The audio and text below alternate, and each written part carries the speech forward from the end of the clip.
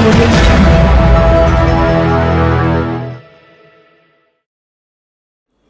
शहर के प्रमुख न्यूरोसर्जन डॉक्टर अवनीश राय ने जनवार्ता से बातचीत में न्यूरोलॉजी से संबंधित बीमारियों से बचाव, सावधानी एवं उपचार के बारे में विस्तार से बात की है। उन्होंने बताया कि सावधानी के साथ समय समय पर स्वास्थ्य की जांच भी आवश्यक है। हम बात कर रहे हैं डॉक्टर अवनीश राय की। सफल सर्जरी के माध्यम से सैकड़ों लोगों की जान बचा चुके चिकित्सक का न्यूरो के क्षेत्र में बड़ा नाम है। इनका मरीजों के प्रति काफ़ी सरल एवं अच्छा व्यवहार रहता है। यही नहीं, मरीज की आर्थिक स्थिति को देखते हुए ही जांच कराते हैं।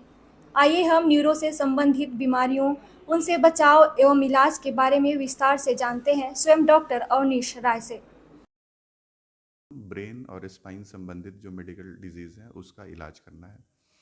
ब्रेन में हम लोग brain tumours, brain haemorrhage, road traffic accident, इसके अलावा ब्रेन में किसी को क्लॉटिंग हो जाए या कहीं की नस फट जाए, उसका हम लोग इलाज करते हैं। और स्पाइन में हम लोग बैक पेन, गर्दन का दर्द, स्पाइन के ट्यूमर्स या डिस्क सरकना, इन संबंधित बीमारियों का हम लोग इलाज करते सर हैं। क्या बचाव किया जाए, क्या सावधानी रखा जाए, क्या दिनचर्या रखें? एक्चुअली जो ये बहुत बड़ा टॉपिक है, पर इस मौसम में, स्पेशली ठंड के मौसम में, ब्रेन हैमरेज के केसेस की काफ़ी ज़्यादा संख्या बढ़ जाती है। उसका एक बहुत बड़ा कारण होता है कि ब्लड प्रेशर का अनियंत्रित कंट्रोल होना। एक एक तो चीज़ है कि बहुत सारे लोग ब्लड प्रेशर की जो दवा खाते हैं, उन्हें ऐसा लगता है कि हम जीवन भर ब्लड प्रेशर की अगर दवा खाएंगे तो इससे हम जो है बीमार पड़ जाएंगे। पर आपके माध्यम से हमें ये बोलना है कि अगर आपको अगर ब्लड प्रेशर की प्रॉब्लम है तो आप रेगुलर अपना ब्लड प्रेशर की जांच कराएं और इस दवा को आप कभी ना छोड़ें, क्योंकि स्पेशली ठंड में जब नसें सिकुड़ती हैं उस दौरान ब्लड प्रेशर सडनली शूटअप करता है और ब्रेन हैमरेज के केसेस की अचानक से संख्या बहुत ज़्यादा हो जाती है। अगर आप देखेंगे तो स्पेशली एक्सट्रीम वेदर्स जैसे कि ठंड के क्लाइमेट में हार्ट अटैक और ब्रेन हैमरेज के पेशेंट्स की संख्या बढ़ जाती है।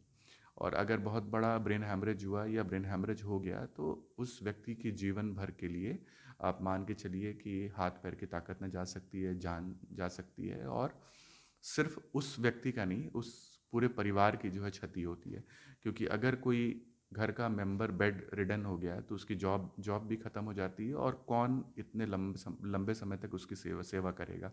तो धीमे धीमे फैमिली वालों में भी उसको ले करके भावना आने लगती है कि इनका कुछ रोल नहीं रहा परिवार में, और वो व्यक्ति खुद भी डिप्रेशन और हीन भावना का शिकार हो जाता है। कैसे बचाव किया जाए इससे? देखिए, फिटनेस का कोई सब्स्टिट्यूट नहीं है और फिटनेस कोई एक दिन में नहीं आती किसी के भी। फिटनेस एक जीवन का, एक रोज का आपका पार्ट होना चाहिए। जैसे हम खाना खाते हैं, जैसे हम बाकी अपने काम करते हैं, उसी उसी तरीके से हमें अपने मेंटल और फिजिकल फिटनेस के ऊपर ध्यान देना चाहिए।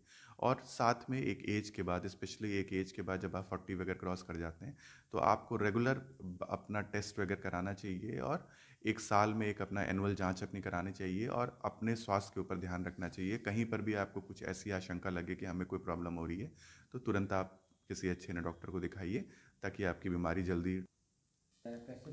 बीमारी जल्दी डायग्नोस हो जाए और उसका समय से इलाज स्टार्ट हो जाए।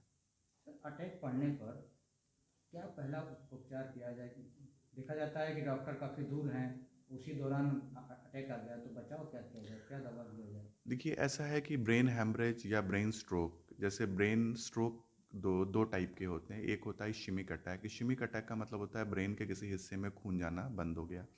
और एक होता है ब्रेन हैमरेज, जिसमें कि ब्रेन की नस जो है फट जाती है और ब्लीडिंग हो जाती है। तो अगर हम नॉर्मली लें तो हर अराउंड 60-70% पेशेंट हमारे इश्यमिक स्ट्रोक के होते हैं, जिसमें ब्रेन में किसी हिस्से में ब्लड नहीं जा रहा होता है। और अराउंड आपका 20 से 30% पेशेंट ऐसे होते हैं जिनको ब्रेन में कहीं पर ब्लीडिंग हो जाती है।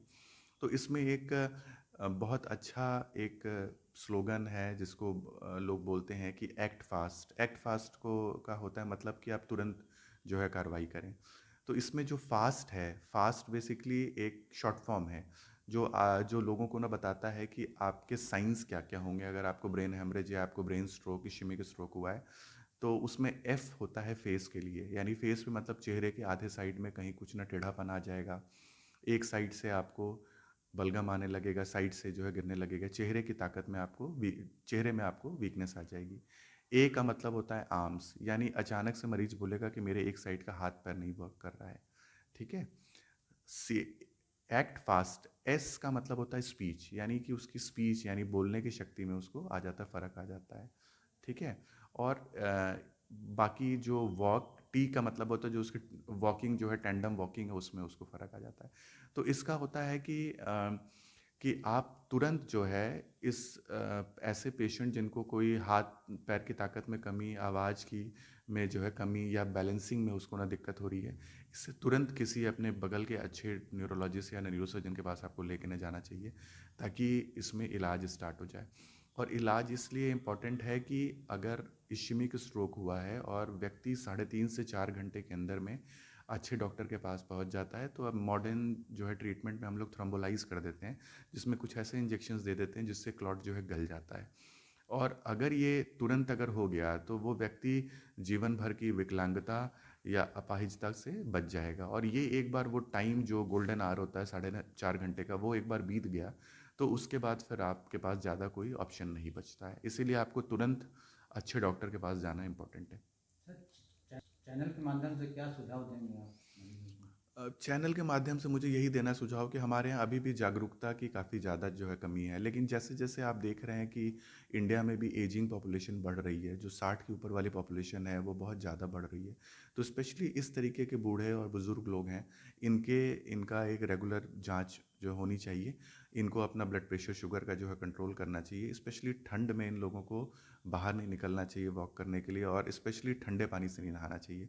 ये गर्म टेम्परेचर में रहें और कोई भी ऐसा काम ना करें जिससे कि इनका ब्लड प्रेशर वगैरह जो है शूट अप कर जाए और इस तरीके का कुछ उनको खतरा उत्पन्न हो जाए।